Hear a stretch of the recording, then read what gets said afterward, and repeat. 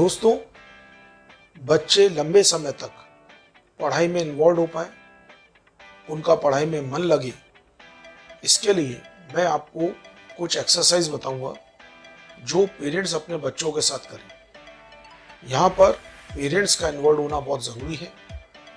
माता या पिता में से कोई भी एक जना इस एक्सरसाइज को अपने बच्चे के साथ करे तो मैं ऐसा सोचता हूँ कि ये लॉन्ग टर्म में बच्चे के लिए बहुत बेनिफिशियल होगा। देखिए, सबसे पहली एक्सरसाइज ये है कि आप अपने बच्चे को 2 पेज रोज कॉपी करने के लिए दें। केवल 2 पेज उससे कहें कॉपी करेगा। वो सामने जो भी बुक है उसे रख दें, कॉपी रख दें और वो उसमें से कॉपी करेगा।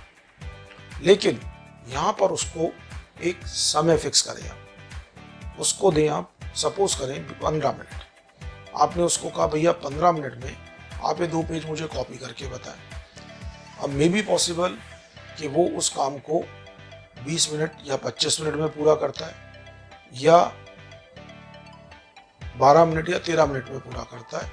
आप जो भी समय वो लेता है उसको एक डायरी में नोट कर लें डेट के अकॉर्डिंग। नेक्स्ट डे वापस आप उसको 2 पेज कॉपी करने के लिए दें और वो जितना भी समय लेता है उस टाइम को आप एक डायरी में नोट करें।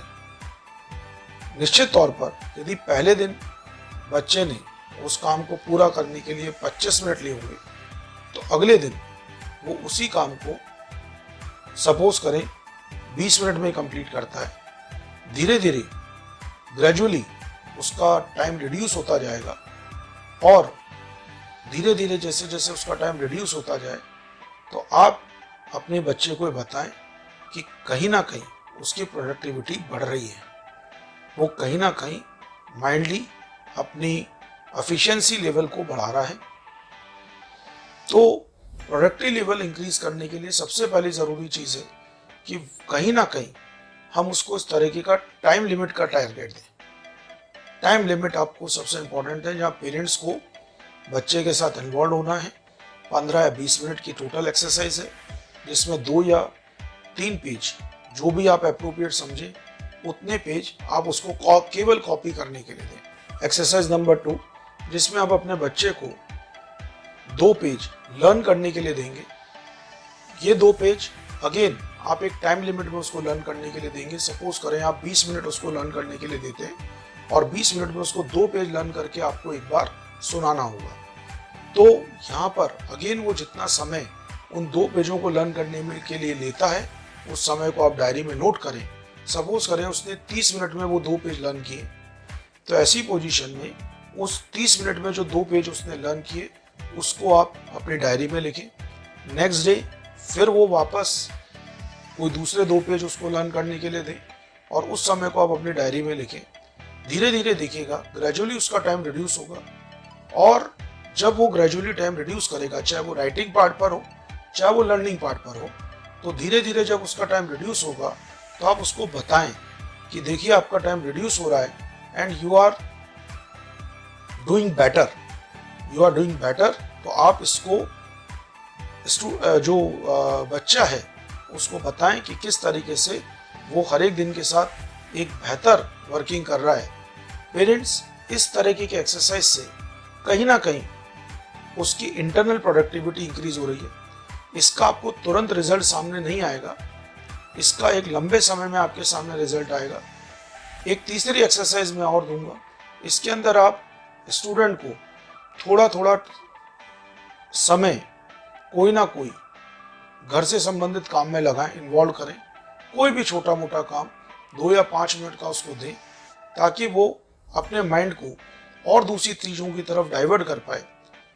ये बात मैं इसलिए कह रहा हूँ क्योंकि एक बहुत बड़ी प्रॉब्लम आज की तारीख में ये है कि जो बच्चे हैं वो सोशल मीडिया की तरफ बहुत इन्वॉल्व है। विशेष तौर पर जो मैं देख रहा हूँ कि टिकटॉक या फेसबुक या अदर गेम्स की तरफ वो इन्वॉल्व है। आप उन्हें समझाने की कोशिश करें कि टिकटॉक या गेम्स ये कैरियर नहीं है, ये it is only entertainment things. तो जो एंटरटेनमेंट है उसको आप एंटरटेनमेंट तक ही सीमित रखें। ये कभी भी उनका कैरियर नहीं हो सकता। टिकटॉक कभी भी उनका कैरियर नहीं हो सकता। पेरेंट्स 20 साल हो चुके हैं।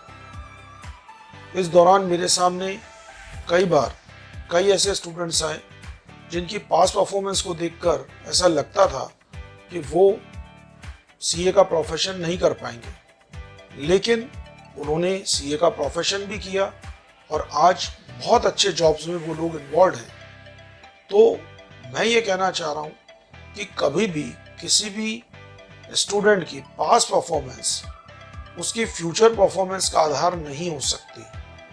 किसी भी स्टूडेंट की पास परफॉर्मेंस उसकी फ्यूचर परफॉर्मेंस का आधार नहीं हो सकती। कई ऐसे स्टूडेंट्स आते हैं जिनकी 90% 12th क्लास में होती है, लेकिन वो सीए में उतना अच्छा नहीं कर पाते, प्रोफेशनल एग्जाम्स में उतना अच्छा नहीं कर पाते। और कितने स्टूडेंट्स जिनकी 12th क्लास में 65 या 70% होती हैं, वो प्रोफेशनल एग्जाम्स में बहुत अच्छा कर पाते हैं।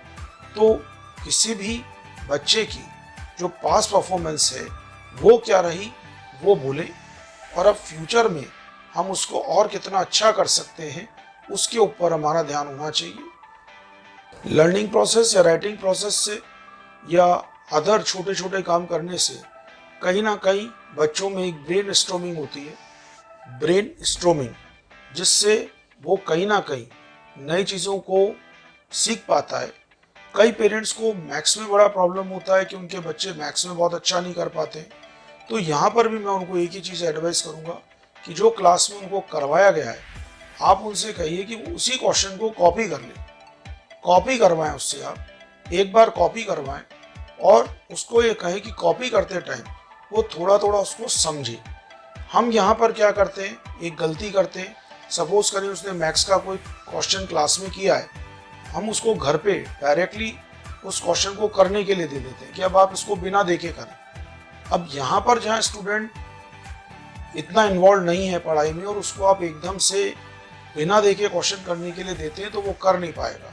तो उसको आप ये कहें कि भाई आप थोड़ा थोड़ा करके इसको कॉपी करें। पेरेंट्स, यदि आपको मेरा वीडियो पसंद आता है तो इसको लाइक करें, सब्सक्राइब करें, शेयर करें और अपने एक्सपीरियंसेस मेरे साथ कमेंट बॉक्स में बताएं, ताकि फ्यूचर में और भी मैं कोई वीडियोस बनाऊं तो मैं उसके अंदर उन प्रॉब्लम्स को डिस्कस कर पाऊं।